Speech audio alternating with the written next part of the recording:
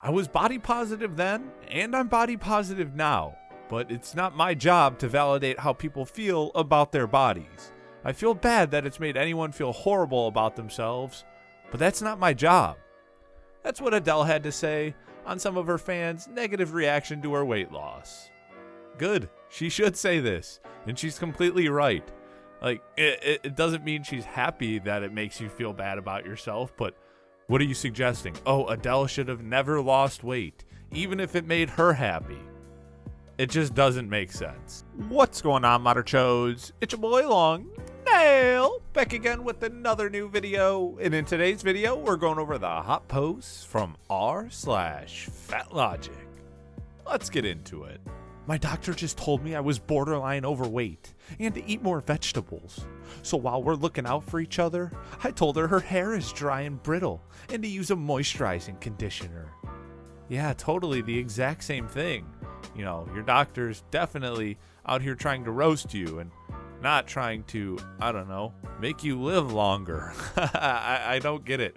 What did you think your doctor was going to say when you went? Just, oh yeah, everything's great. Even though it wasn't, you would prefer that your doctor would just straight up lie to your face? If that's the case, why even go? Day of eating 1,200 calories. Breakfast. 1,200 calories is not enough for an adult. It's the needs of a toddler. It will likely lead to long-term weight gain. Your body will try to protect you from the famine it thinks is happening. So it'll add on some extra pounds in case it happens again. You're not failing. It's biology winning, which is good. Nope, just everything in here is completely wrong. The amount of calories you need today varies on metabolism, activity levels, etc.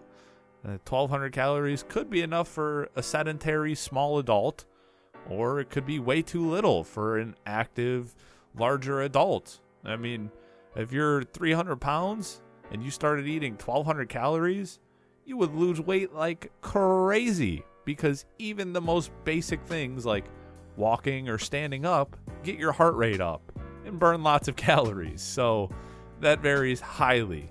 The toddler thing, I don't know how many calories a toddler needs, so that could or could not be correct. It's definitely not going to result in you gaining extra pounds. If you're in a calorie deficit, it literally is physically impossible for you to gain weight. That's just not how science works, bro. I hate to break it to you. You'll gain weight in your 20s, especially after 25. There's no reason for you to have the same body you had at 18. And it's not about self-control. Your body's filling out. So eat the cake, finish the pizza, drink. Weight gain does not equal loss of value. Okay, yeah, I mean, you're still valuable if you gain weight. I mean, maybe your self-worth would go down in your eyes, but all this other nonsense just isn't true. You're not just going to naturally gain weight at 25. I don't know what you think happens on your 25th birthday, but the fat fairy doesn't come down and just sprinkle some fatness on you. It's probably by 25, you've stopped doing a lot of the activities that you used to do. Maybe you're stressed out, you use eating to cope, all these other things. Yeah, it's not some little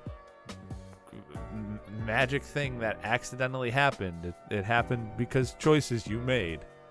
There aren't any credible long-term studies that show being fat is unhealthy, but there's many that show any attempted weight loss will do a great damage to your body's internal functions. Researching the Minnesota starvation experiment is a great start. No, it's not, because that was based on people that are, as it says, starving. When you are in a slight calorie deficit, your body is not in starvation mode. Two completely different things. But I see what you tried to do there. I appreciate your effort into making a point that just isn't valid. But maybe if you could point us to, I don't know, a study that isn't about starvation when you're trying to say a small calorie deficit is horrendous, that would be a good start. Chances are that your pursuit of weight loss will leave you disappointed, lower your self-esteem, and even lead to weight gain in the future. So what do you suggest I do then? Let's say I'm overweight and I already have low self-esteem. Alright, well, I guess by this logic, my only option is to sulk in my misery. I mean, you're just never going to try something because there's a chance you may fail, and that when you do fail, you may feel worse because you failed. Could you imagine living your life like that? It sounds horrendous. You would just sit inside all day and do absolutely nothing but pity yourself. What are you accomplishing there? I mean, I get it. Failure is difficult, but weight loss is one of those things where if you stick to it and you know what you're doing, whether it be the help of a YouTube video or a coach or whatever, you're 100% going to lose weight. So I don't see the thing here that's stopping you from trying. What happens when we diet and try to go below our set point? Each time we try to lose weight, it becomes harder, and the weight comes back faster. We can't fight biology.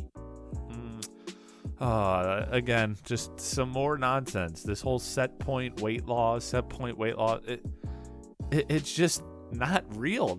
Your body's so highly adaptable. If you lose weight, you're not just instantly by default bound to go up 15 pounds heavier than you were before you lost weight. You just ate that many extra calories. It's literally so simple. I don't get why people make it so complex. Maybe because they can probably make money off of you. And making it complex and seem confusing is a good way to go, oh, hey, get my advice over here. I'm going to tell you everything you want. Even though most of it is completely wrong. You know the disgusting thing? A lot of the people that do this know that what they're saying is wrong, but they don't care. Monitor your child's social media, not their sugar consumption. You could do both. At a certain age, you just hope that you raise them to make good choices. Now, if we're talking young, obviously, yeah, monitor both. I don't see a problem with that. Obviously, don't overstep, but when we're talking about, your kid's 5 and now they're considered obese, that's more so on you than on them. At that age, they're not really choosing what they get to eat. It's just whatever you put in front of them. And if you're doing that, you're just setting them up for failure. The same way if you just let them sit on their phone for 15 hours a day. It's just things in moderation, guys. It's not that difficult. All right, Moderchodes, that's it for the hot post from r/FatLogic. If you enjoyed the video, please make sure to give it a big thumbs up. Don't forget to subscribe and turn on notifications. And of course, share this video with your friends. Till next time.